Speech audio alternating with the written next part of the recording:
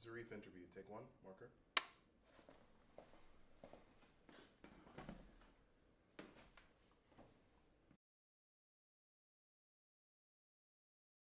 We're in Hyde Park, Chicago. It's Hyde Park Hair Salon. Well, this is actually the second place I cut his hair. The first place is a little bit further down the street. We probably moved about 8 years ago to this location. One day he came in. The other barber had opened up another shop down the street. And I told him, he came in, hey, where's Wally? I said, he just opened a shop down the street. He said, what you doing? I said, well, right now, I'm cutting your hair. That started there, right there.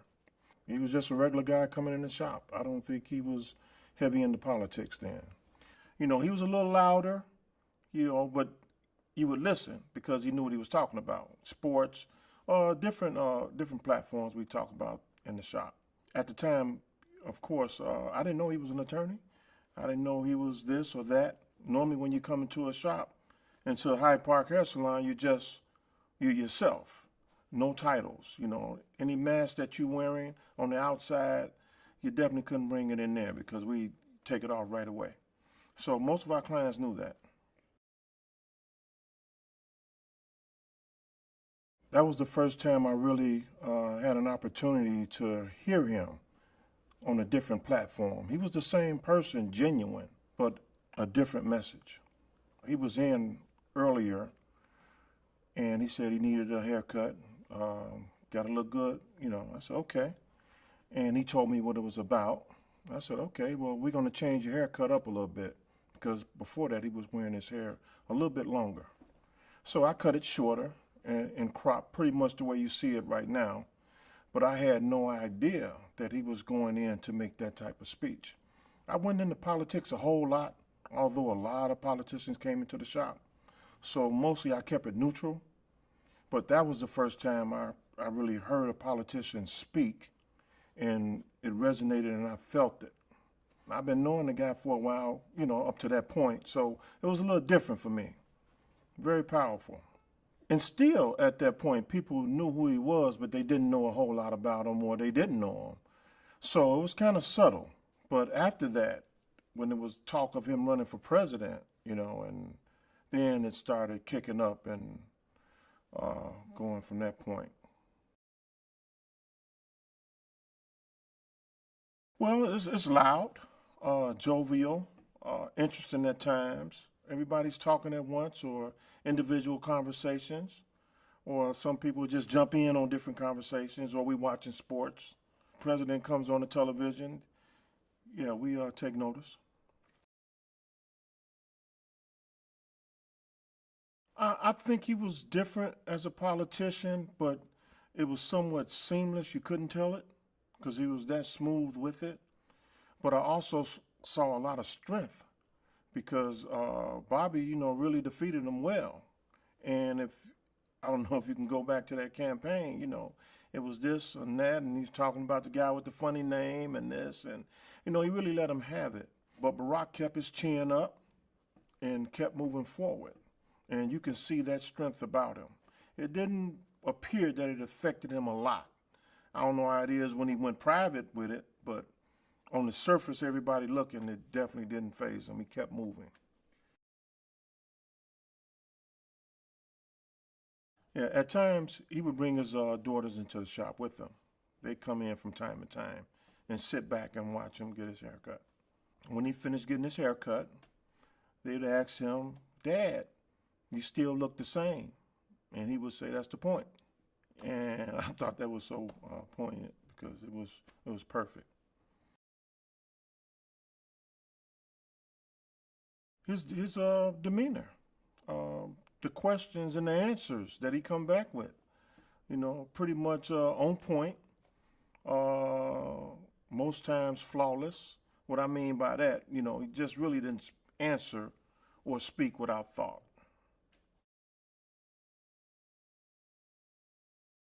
Don't wear your feelings on your sleeve. If you can remember, when he was in office, he battled a lot. A lot of things were said about him. A lot of things were said about his wife, about his children. But being a leader, comes from the ground up. It's a lot of trials and tribulations. And you learn early not to wear your feelings on your sleeve so people can attack you even more.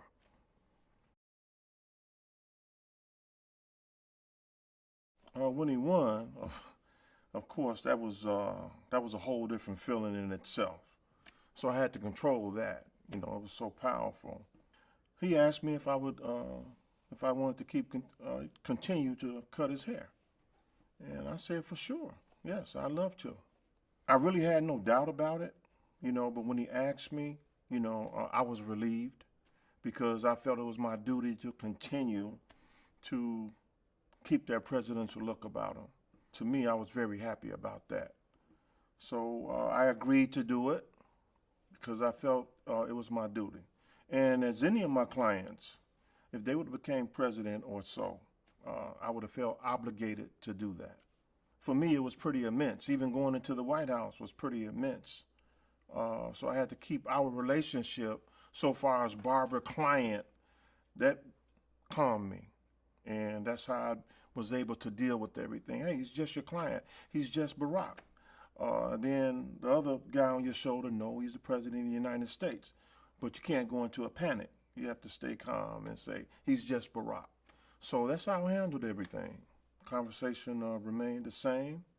And like I had mentioned earlier, it had to stay the same for me and to really just handle the magnitude of everything and what was going on.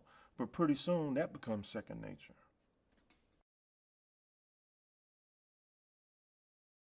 I made sure that he had to have a cut.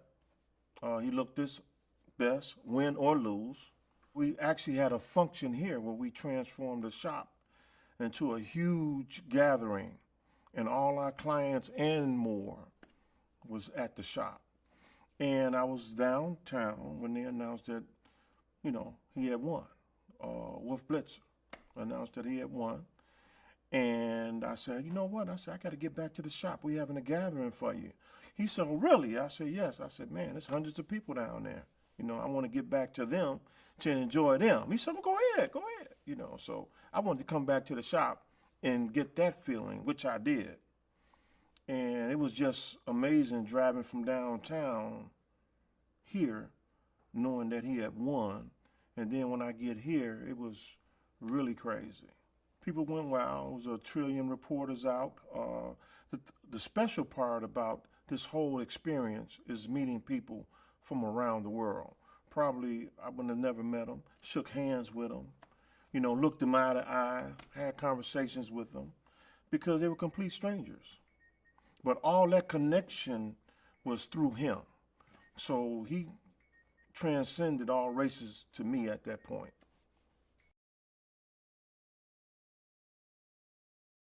That was really something. That was actually at Hay Adams, I think it was, where they were staying at the time. It was a lot of busy going around there.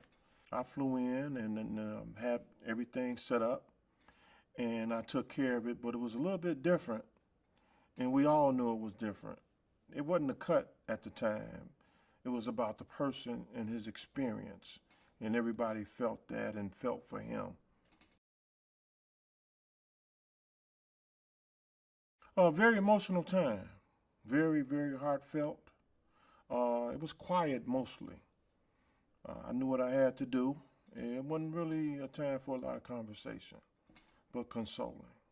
It was painful because we knew what had happened, how it happened, and yeah, but it wasn't a good time.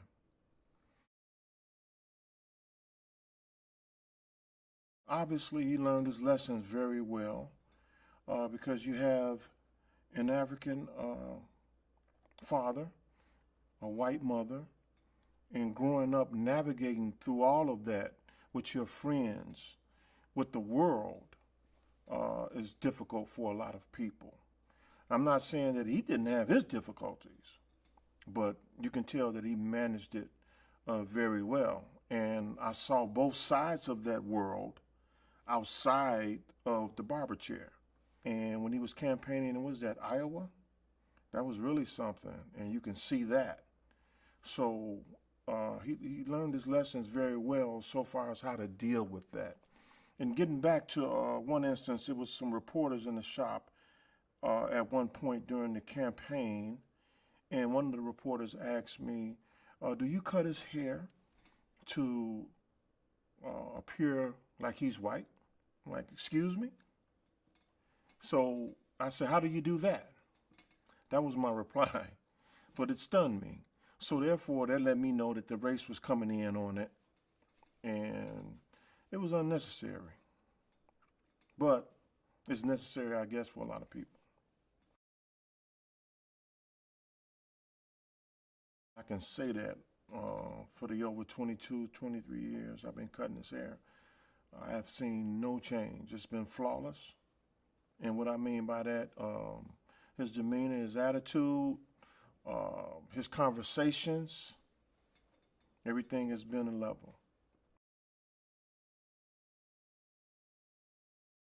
I don't know when he first came in.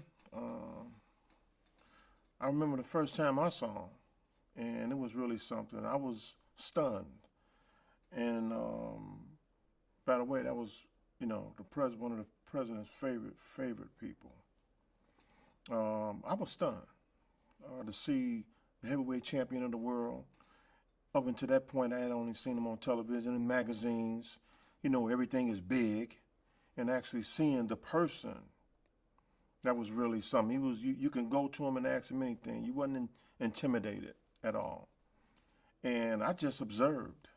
I did not cut his hair. It was another guy in the shop cutting his hair, but you all felt a part of him because he included everybody. He had even gotten around to knowing everybody's name.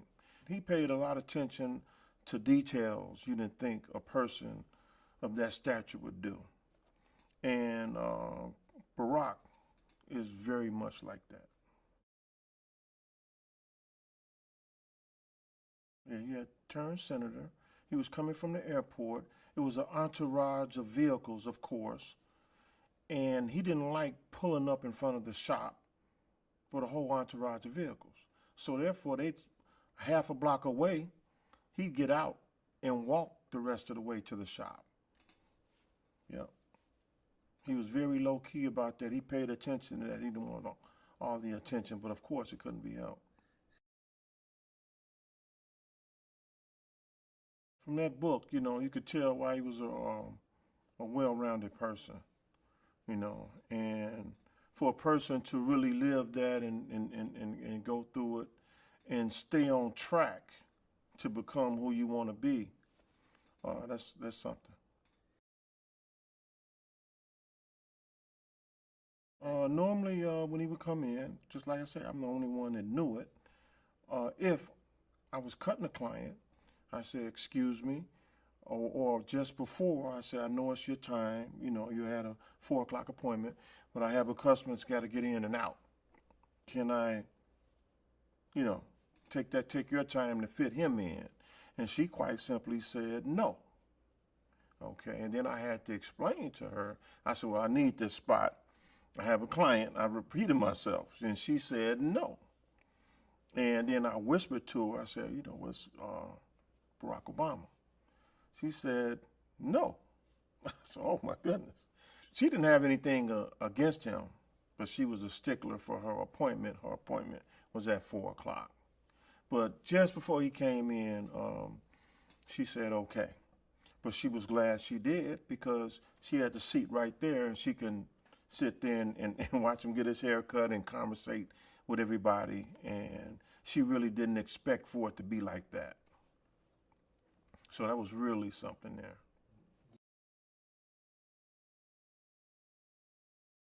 Look at him on the campaign trail now. I mean, it's packed. They really love him. They want to see him. They want to hear from him. They want him to run again. Of course he can't. So I think that impact right there, that speaks for itself. I learned a long time ago from my grandma, if you don't have anything good to say, don't say anything at all. So I'm going to sit back on that one.